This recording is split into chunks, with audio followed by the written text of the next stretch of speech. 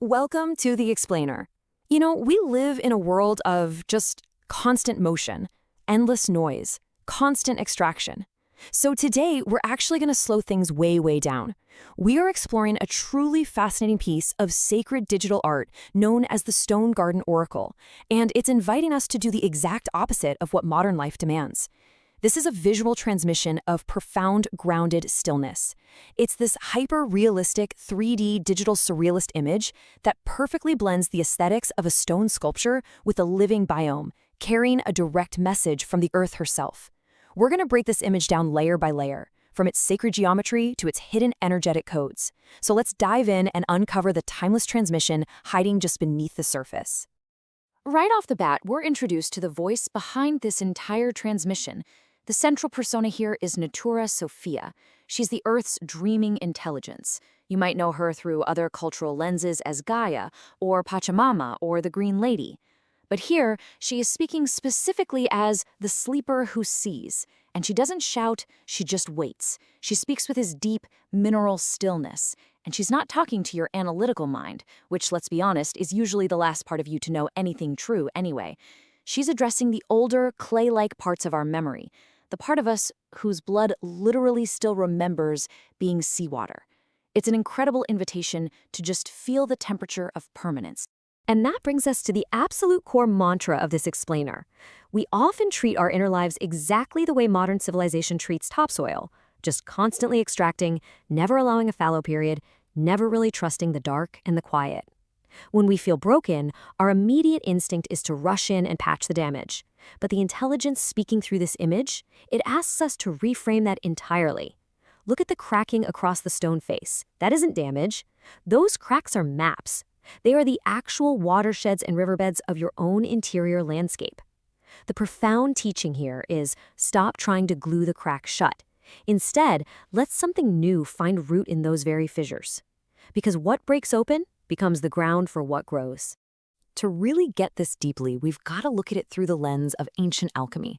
The figure represents a very specific alchemical stage known as the Albedo. Now, right before this comes the Negredo, the blackening, the complete breakdown, the breaking open. The Albedo is the stage that happens right after that total breakdown. It's characterized by this white, cracked, open surface. Sound familiar? It perfectly mirrors the pale celadon and chalk-white mineral skin of the oracle. The vital instruction encoded here is simple but tough. Patience. It's telling us not to rush toward reconstruction. You have to patiently allow life to grow in your currently open, broken state. I mean, living corals simply cannot grow on a perfectly intact, hardened surface, right? Now, let's look at how this builds into the energetic layer of the transmission. There's a primary solfeggio frequency vibrating through this, 528 hertz. If you're into sound therapy, you'll know this as the love frequency, heavily associated with transformation and DNA repair.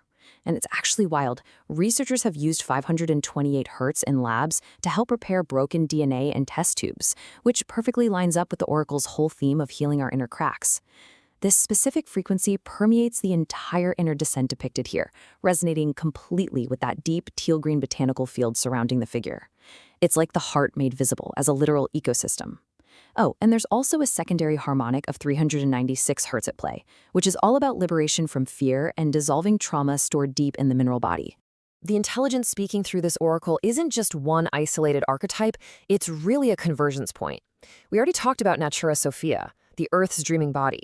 But if you look closely at that cracked clay skin, we also see Nephthys, the ancient Egyptian keeper of thresholds and hidden things. She's the guardian of the space between living and dying.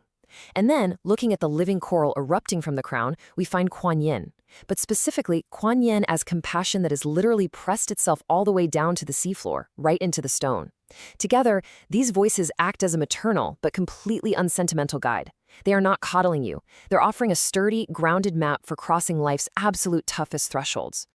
Okay, so how do we actually apply this map? The oracle isn't just a cool picture to look at. It's a coded set of practical instructions for stillness.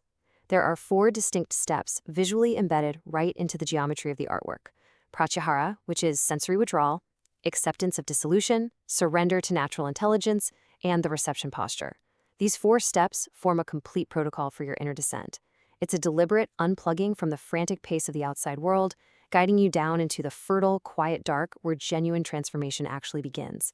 Let's break down exactly how the artwork visually communicates every single one of these steps. The artwork actually maps its visual symbols directly to those instructions.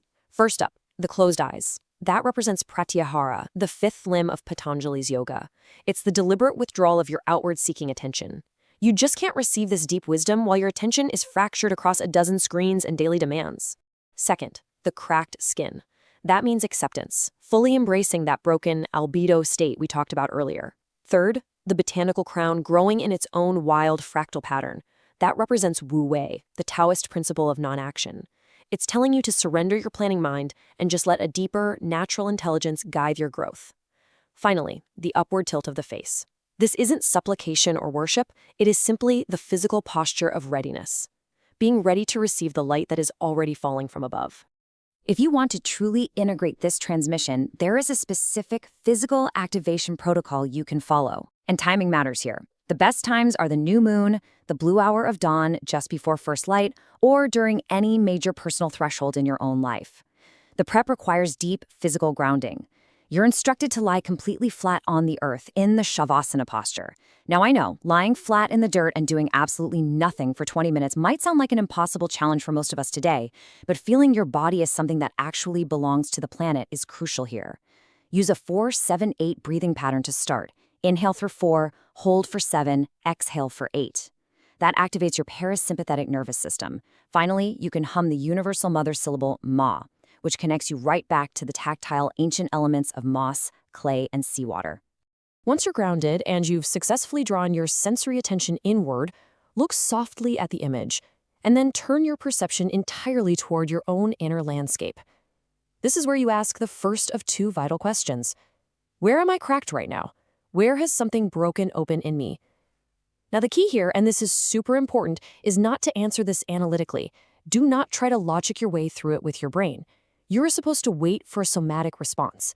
You're looking for a bodily sensation, a sudden warmth, maybe a tightening in your chest, or just an unexpected wave of emotion.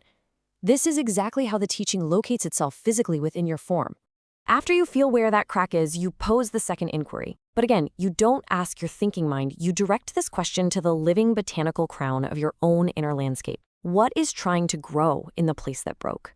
And here's that instruction again, patience. Genuine fractal growth operates on its own slow time. The answer might not come while you're lying there in the dark. The response might arrive hours or even days later as a dream, a chance encounter, or just a sudden, quiet recognition while you're making coffee. The transmission doesn't complete in the sitting. It completes in the integration of the answer. Now, we absolutely have to talk about the shadow side of this oracle because every archetype carries a warning. There is a very explicit warning here against the seduction of beautiful dissolution. Yes, the stillness and deep healing of the Negredo and Albedo phases are completely essential, but the shadow creeps in when we make that breakdown state our permanent identity. The danger is spiritual bypassing, mistaking stasis for enlightenment, and using the spiritual beauty of dissolution as an excuse to just avoid ordinary life. As the wisdom goes, closed eyes are correct for a specific phase, but eyes that never open again do not actually see. To avoid getting stuck in that spiritual bypassing, we eventually have to return to the material world. The deep dive into stillness cannot last forever. The Earth, Natura Sophia, does not only dream in cryogenic serenity. She also erupts. She floods. In her proper season, she brings everything back up toward the light. Nephthys, the threshold keeper, must eventually yield to Isis, the world builder. The soil of your inner work has to eventually support a standing human being who walks, speaks, and creates in the real world. You have a sacred responsibility to be present and active in the world you were actually born into. And that brings us to the end of our journey through the Stone Garden Oracle. We've explored the absolute necessity of the fallow period, the wisdom of seeing our cracks as maps for new growth, and the profound power of yielding to stillness. But we've also seen that the ultimate goal of descending into the dark is to gather the strength to rise again. The albedo must eventually give way to the dawn. So I'm going to leave you with this final thought to anchor this transmission right into your active daily life. The breaking was necessary, but the growth is entirely up to you. How will you bring your roots up toward the light today?